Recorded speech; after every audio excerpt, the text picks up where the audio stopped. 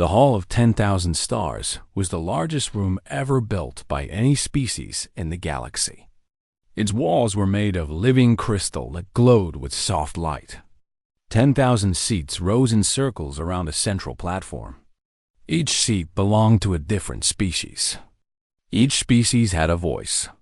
Each voice mattered. Or so they liked to believe. Ambassador Thesic of the Vorathan Dominion stood on the central platform. His 4 arms were folded behind his back. His pale blue skin reflected the light of the crystals. He was old by his people's standards, nearly 300 years. He had seen empires rise and fall. He had watched young species crawl out of their oceans and reach for the stars. But he had never seen anything like what his intelligence officers had just shown him. "Fellow members of the Concord," he said, his voice echoing through the hall, "I bring troubling news from the Sol System. The Sol System. Earth. Humanity." A quiet murmur spread through the hall. Many of the older species shifted in their seats. They remembered the debates from 200 years ago when humanity had first been discovered. Such a strange species. So young, so aggressive, so utterly unpredictable. The Concord had decided to contain them. It was for their own good, they said. Humanity was not ready for the galaxy. They were given strict rules. No faster-than-light travel, no weapons above Class 3, no fleet larger than 50 small ships. Humanity had agreed to every condition. They had smiled and nodded and signed every treaty, and they had lied. Thesic raised one of his arms. A holographic image appeared above the platform. It showed the asteroid belt of the Sol System, millions of rocks floating in the darkness between Mars and Jupiter. Our long-range sensors detected unusual energy readings 6 months ago, Thesic said. We sent a stealth probe to investigate. The image zoomed in. The asteroids parted like curtains, and there it was. The hall fell silent. 10,000 species stared at the image. 10,000 minds tried to understand what they were seeing. It was a ship. But calling it a ship was like calling an ocean a puddle. The vessel was 12 kilometers long. Its hull was dark gray, covered in strange geometric patterns that seemed to drink in the light. Weapons arrays dotted its surface like thorns on a beast. At its center, something pulsed with blue-white energy, something that looked very much like a captured star. The humans call it the Prometheus Ascendant, Thesic said quietly. Our analysts believe it is the most powerful warship ever constructed in this galaxy. The murmurs became shouts. Species that had not spoken to each other in centuries were now screaming across the hall. Fear, anger, disbelief. The Kelreshi delegation demanded immediate military action. The Syndicate of Ear called for calm. The smaller species simply stared in horror at the image of the human vessel. Thesic let them argue. He understood their fear. The Concord had existed for 50,000 years. In all that time, no species had ever broken containment so completely. No species had ever built something so terrifying while the entire galaxy watched. How had they done it? How had a species that was denied advanced technology managed to create this monster? The answer was simple, though none of them wanted to admit it. They had underestimated humanity. Far away, on a small blue planet orbiting an ordinary yellow star, Admiral Elena Vasquez stood in the command center of Earth's military headquarters. She was 52 years old, with gray streaks in her dark hair and lines around her eyes that spoke of too many sleepless nights. In front of her, a wall of screens showed angle of the Prometheus Ascendant. Construction drones swarmed around its hull, making final adjustments. Power readings climbed steadily toward operational levels. 20 years, she said softly. 20 years of planning. 20 years of secrets. Her second-in-command, Captain James Okonkwo, stood beside her. He was a tall man with kind eyes and steady hands. "The Concord knows," he said. Our sources say they're already debating how to respond. Vasquez nodded. She had expected this. The probe had been detected 3 days ago. Earth's intelligence networks had been tracking the Concorde's reaction ever since. Let them debate, she said. By the time they make a decision, we'll be ready.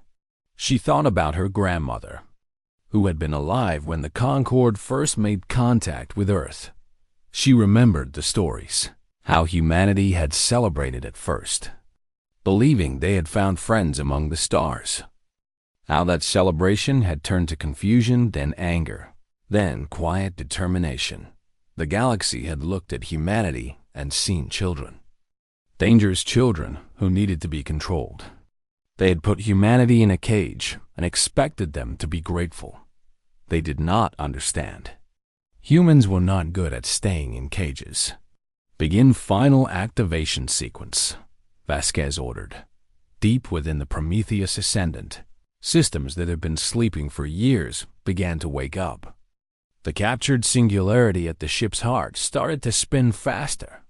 Power flowed through conduits made of materials the Concorde had never seen. Weapon systems that existed in no database came online one by one. The ship's eye, named Prometheus after the ancient Greek titan who gave fire to humanity, spoke for the first time. All systems operational, Admiral. Awaiting your command. Vasquez took a deep breath. This was the moment. After 200 years of humiliation, after generations of pretending to be weak, humanity was about to announce itself to the galaxy. Take us out, she said. The Prometheus Ascendant's engines ignited. Blue-white fire erupted from its drive systems. The asteroids around it were pushed away by the sheer force of its movement, across 3 sectors of space.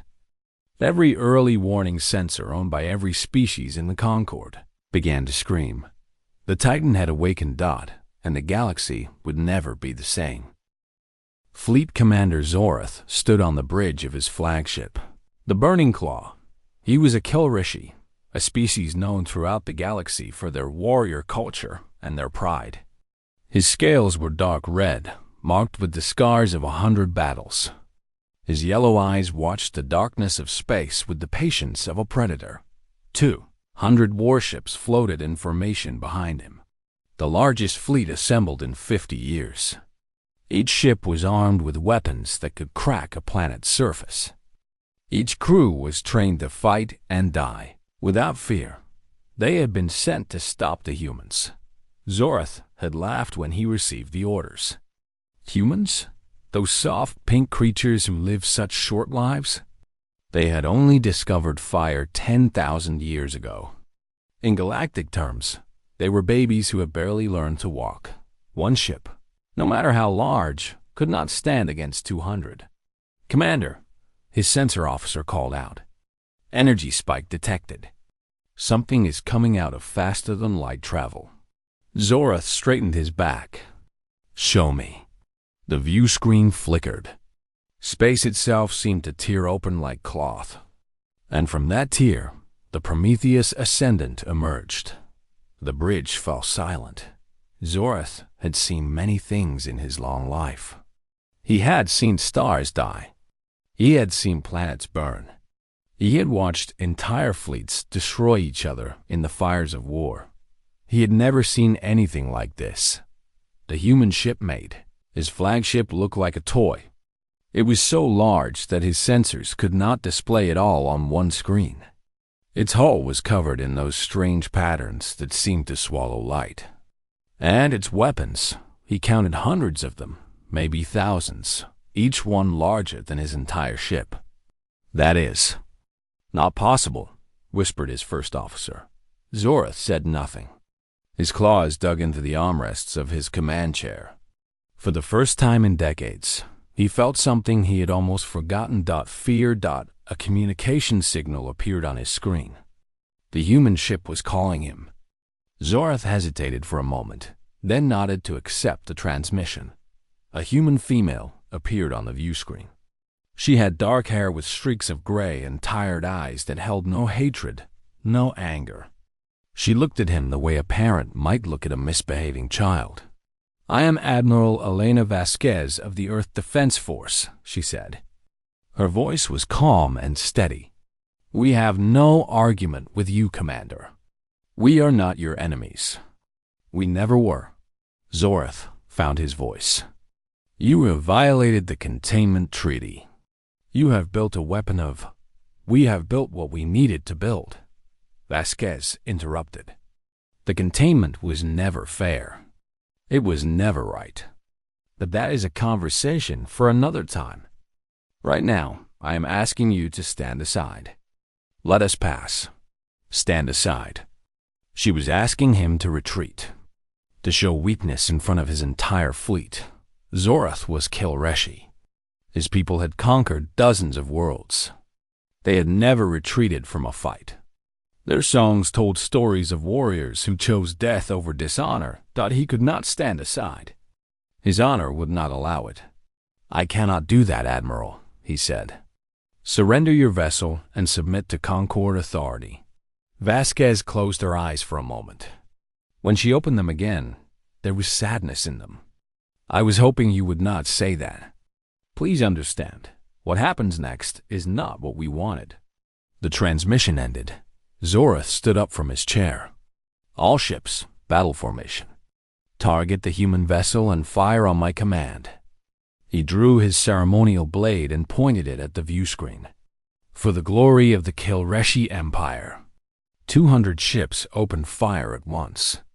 Energy beams, missiles, plasma bursts, everything they had was thrown at the Prometheus Ascendant. The attacks hit the human ship's shields. Blue light rippled across its surface like waves on water. The shields absorbed everything. They did not even flicker. Then the human ship responded. Zorath could not describe what he saw. It was too fast, too precise. Beams of light shot out from the Prometheus Ascendant in all directions at once. Each beam hit a different ship. Each beam struck the exact same spot, the junction between the engine core and the power systems. In 11 seconds. It was over. Every Kilreshi ship went dark. Engines failed. Weapons went offline. Life support continued, but nothing else worked. 200 warships, disabled in the time it took to draw a breath. Zorath's flagship drifted in space, powerless. Emergency lights cast red shadows across the bridge. His crew stared at their dead consoles in shock. They had not been destroyed. The humans could have killed them all, but they had chosen not to. They had shown mercy. In Kilreshi culture, mercy was the greatest insult. It meant your enemy did not consider you worthy of a real death. Zorath collapsed into his chair. His blade fell from his hand. "What are they?" His first officer whispered. Zorath did not answer. He had no answer to give. Hours later, he woke up in the medical bay of his own ship. The lights were on. Power had been restored. A figure stood beside his bed, a human in a white medical uniform. "Easy there?" the human said. He was young, with brown skin and a gentle smile. "You took a nasty bump when your ship lost gravity. Nothing serious, but you should rest." Zorath stared at him. "You healed me?" "Of course.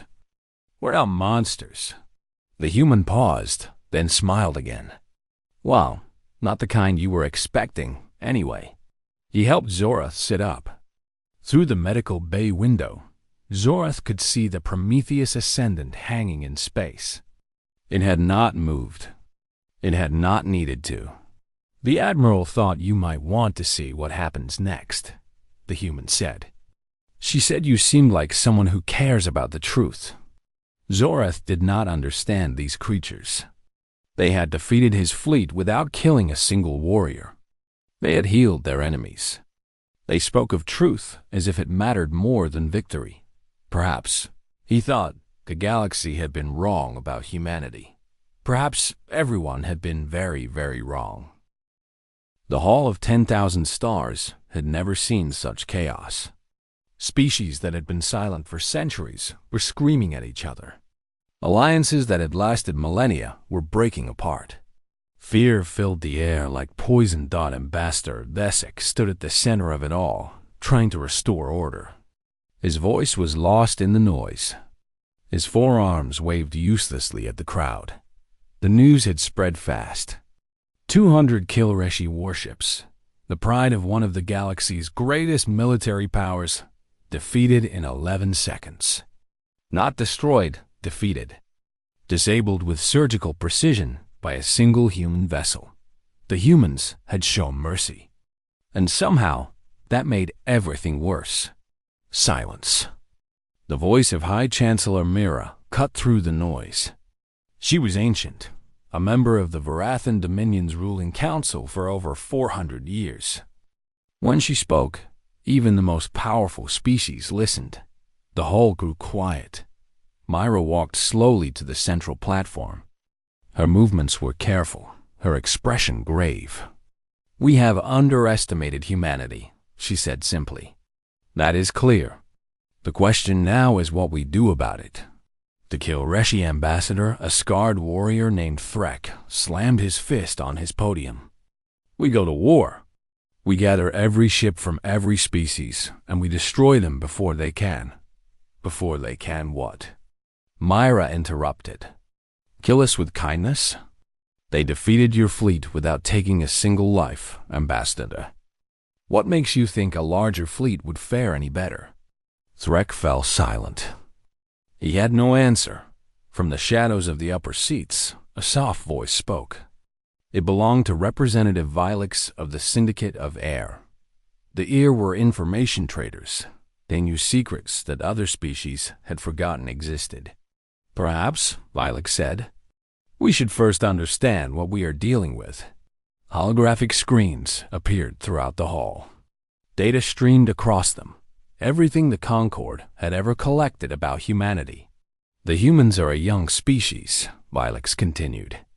"They've only had civilization for 10,000 years. They have only had technology for 300. By all measures, they should be primitive, weak, easy to control." The screen showed images of early humans. Simple creatures with simple tools. But there are things about humans that we overlooked. Things that seem small, but are not. The images changed. They showed a human running. Not sprinting, running steadily, for hours, for days. Humans are pursuit predators, Vilix explained. On their home world, they hunted by following their prey until it collapsed from exhaustion. They do not have the fastest legs or the sharpest claws. But they never stop. They never give up. They will chase you until you die. The hall was silent. "Humans also do something that no other known species does," Vilix continued. "They dream." Confused murmurs spread through the crowd. When humans sleep, their minds do not rest. They continue working, processing information, solving problems, creating new ideas. A human can go to sleep with a question and wake up with an answer. Their unconscious minds are always thinking. More images appeared. Humans building machines. Humans forming bonds with animals. Humans caring for members of other species. They form emotional connections with everything, Vilix said. Their tools, their animals, even their enemies. They adopt creatures that could kill them and call them pets. They feel guilt for harming those who tried to harm them. Desek watched the images with growing unease. These details had always been in the records, but no one had thought they mattered. Humans were too young to be a threat. Their strange behaviors were curiosities, nothing more. How wrong they had been. A new image appeared on the screens. It showed a human colony ship, a small vessel carrying farmers and families to a new world. 50 years ago, that ship had been attacked by pirates. "Watch," Vilix said. The recording showed the attack. The pirates boarded the colony ship, expecting easy prey. Instead, the colonists fought back with everything they had. Mining equipment became weapons. Farming tools became traps. Children threw chemical containers that created walls of flame. The colonists won. Every single pirate was killed or captured. Teachers and farmers, Violet said softly. That is what humans become when you threaten their families. The screens went dark. The hall remained silent for a long moment. So what do you suggest? Myra asked. If war is not the answer, what is? Before Violet could respond, every communication screen in the hall lit up at once. A single message appeared, a transmission from Earth. The human image that appeared was not Admiral Vasquez. It was an older man with white hair and calm eyes. He wore simple clothes, not a military uniform. My name is Secretary General David Chun, he said. I speak for the people of Earth. We have something important to tell you. Desik stepped forward. You have broken every treaty. You have threatened our peace. Why should we listen? Chun nodded slowly. You are right to be angry. We have lied to you for 200 years. We pretended to be weak when we were not. We built weapons in secret. We broke our promises. He paused. But we did not do this because we wanted war. We did this because war is coming, whether any of us want it or not. Confusion spread through the hall. There is a threat approaching this galaxy, Chun continued. Something that your sensors cannot see because it exists between dimensions. Something that has already destroyed civilizations far older than the Concord. We call them the Hollow. Images appeared on the screens, star maps showing dead zones at the galaxy's edge. Places where stars had gone dark. Places where no signal had been received for thousands of years. We built the Prometheus Ascendant to fight them, Chun said. Not to fight you. We are requesting full membership in the Concord and a seat at your table. Not because we want power, but because if we do not work together, none of us will survive. The transmission ended. The hall of 10,000 stars fell into stunned silence, and somewhere in that silence, the first seeds of alliance began to grow. The delegation arrived on the Prometheus Ascendant, expecting to find weapons of war. They expected cold metal halls and military discipline. They expected to be afraid. They were not prepared for what they actually found. Ambassador Desik stepped off the shuttle and stopped in surprise. The corridor before him was wide and bright. Plants grew along the walls, real plants, not artificial ones. The air smelled clean and fresh, like a forest after rain. A human officer greeted them with a warm smile. Welcome aboard. The Admiral is waiting for you in the observation deck. Please, follow me. The delegation included representatives from a dozen species. There was Desik of the Varathan, Commander Zorath of the Kilreshi, who had insisted on coming despite his injuries, Representative Vilix of the Syndicate of Ear, and many others, all curious, all nervous, all wondering what the humans really wanted Dot as they walked through the ship. They saw things that did not match their expectations. A recreation area where human soldiers played games and laughed together. A medical bay where injured aliens from the blockade fleet were being treated by human doctors.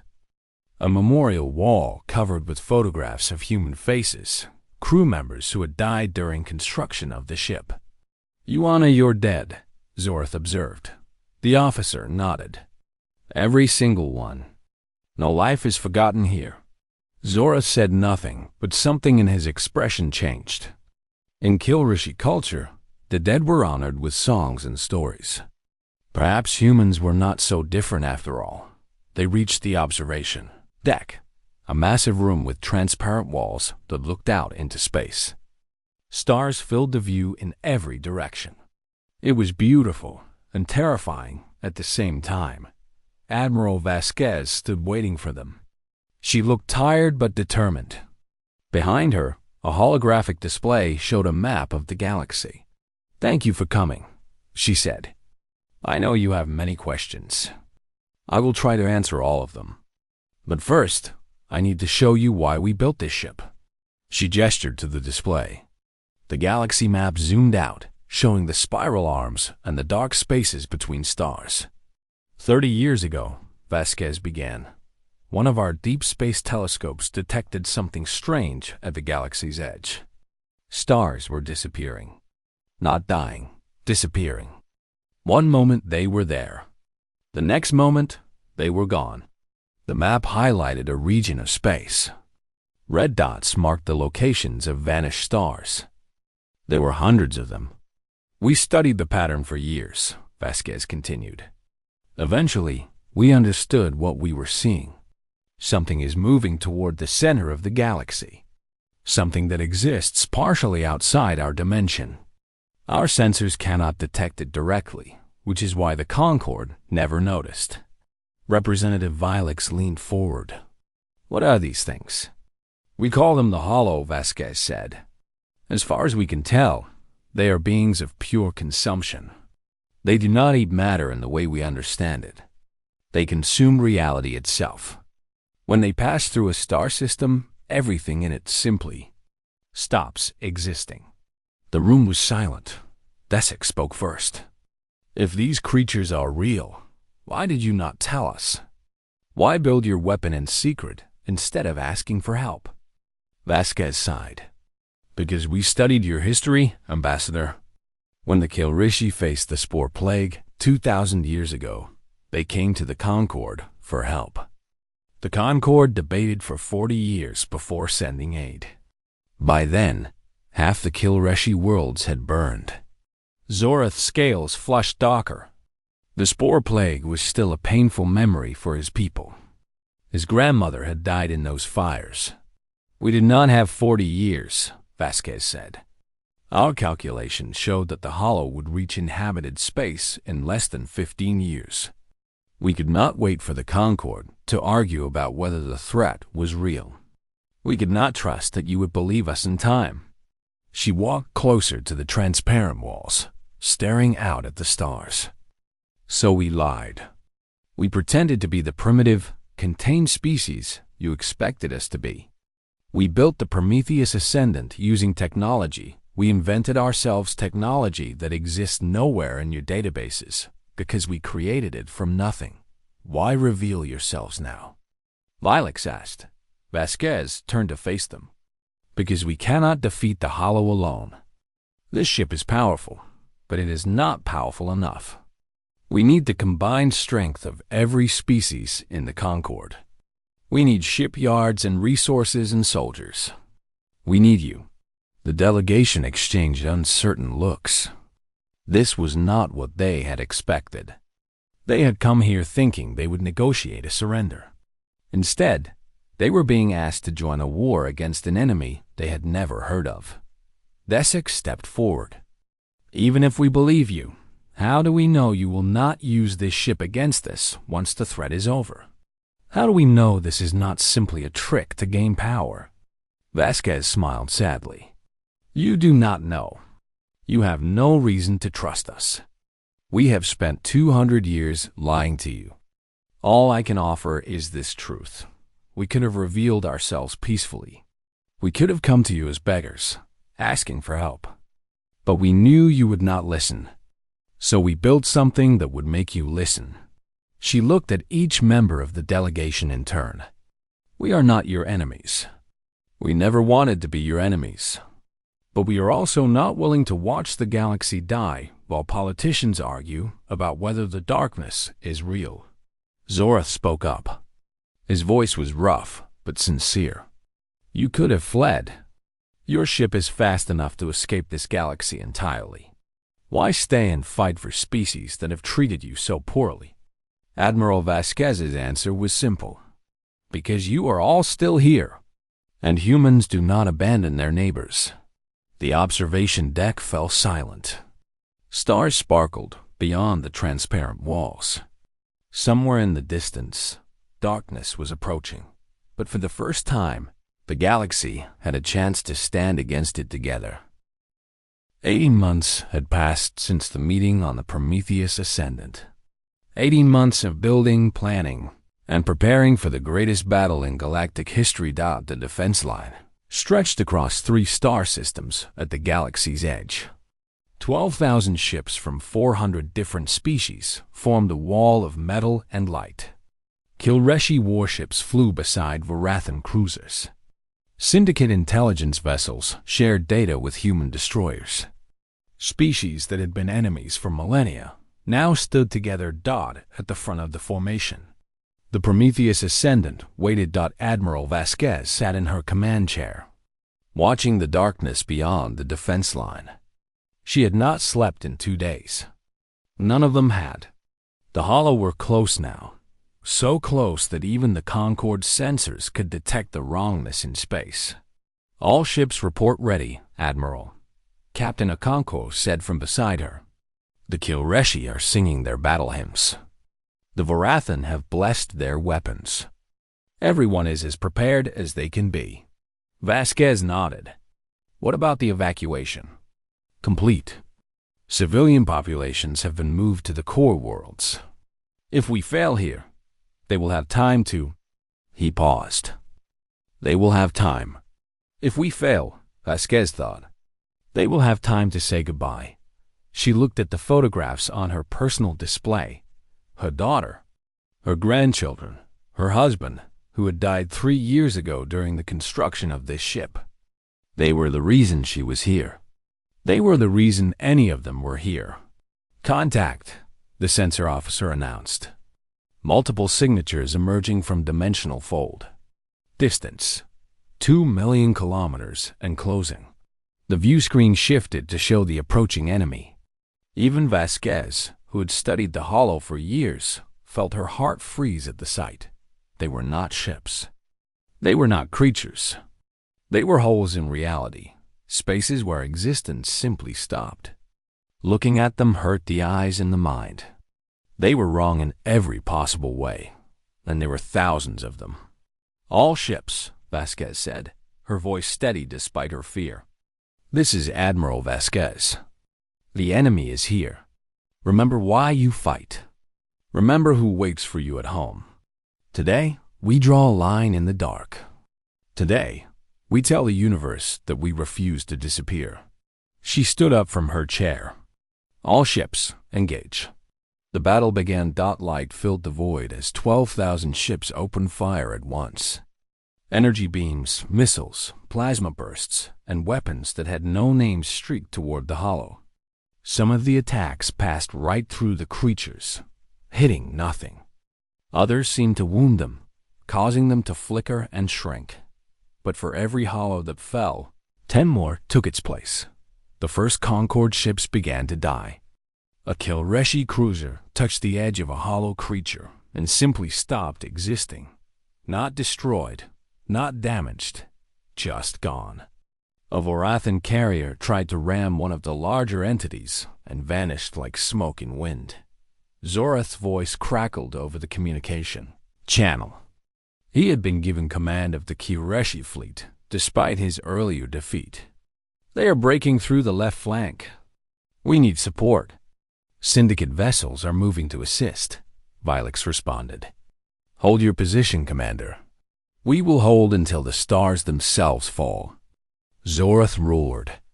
In the background, his crew was singing, a deep, powerful song about warriors who chose death over retreat.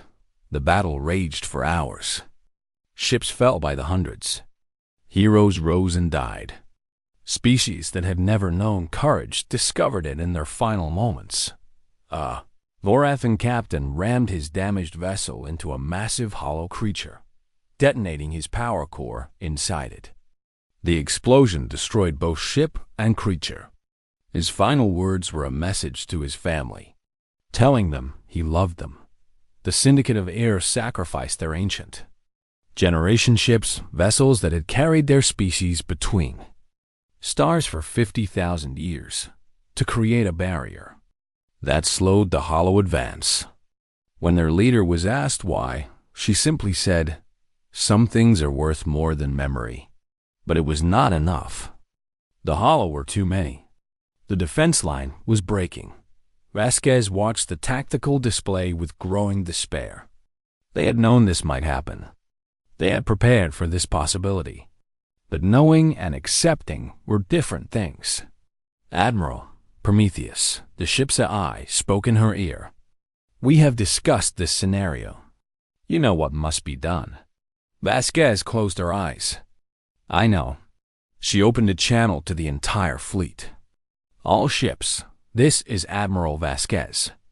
Begin emergency withdrawal. Move to minimum safe distance. Repeat, all ships withdraw. Zorath's voice came back, confused and angry. Withdraw? We cannot abandon the line.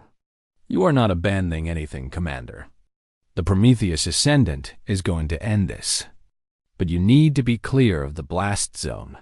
Silence on the channel. Then, understanding. Then, grief. No, Zorath said.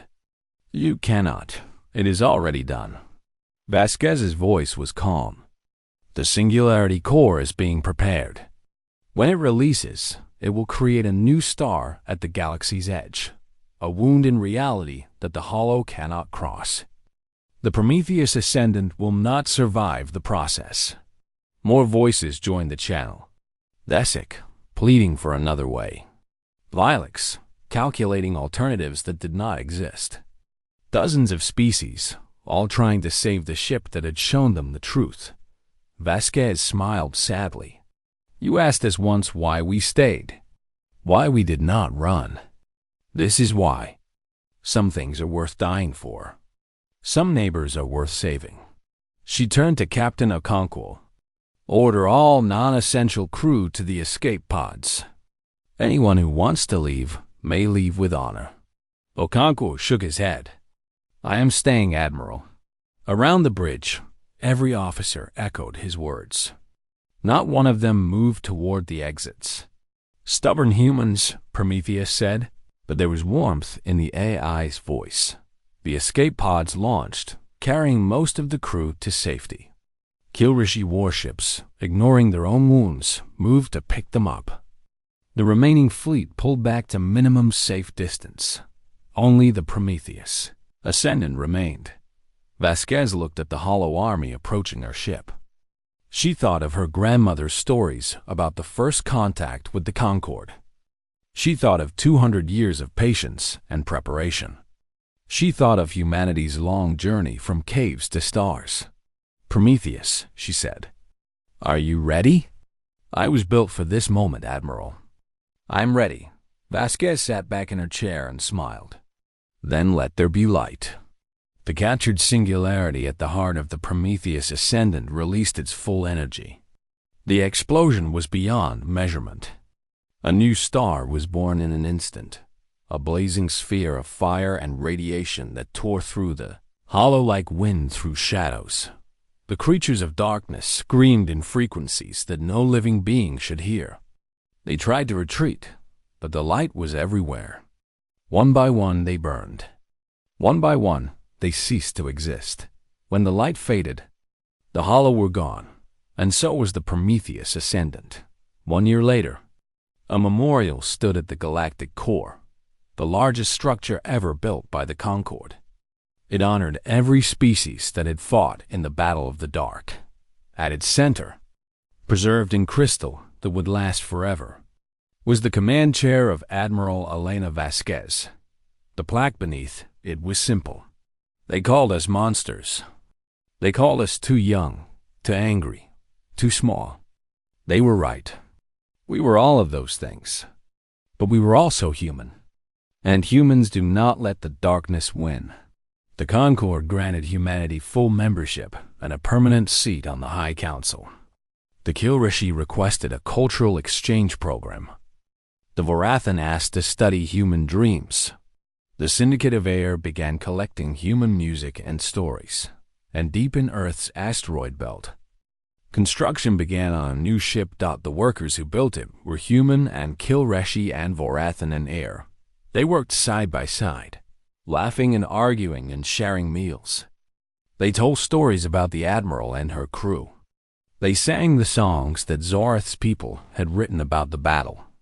When the ship was finished, it was even larger than the original. Its hull gleamed with the colors of 400 species. Its weapons were built from the combined knowledge of the entire galaxy. They named it Prometheus. Risen. And somewhere in the stars, Admiral Vasquez smiled.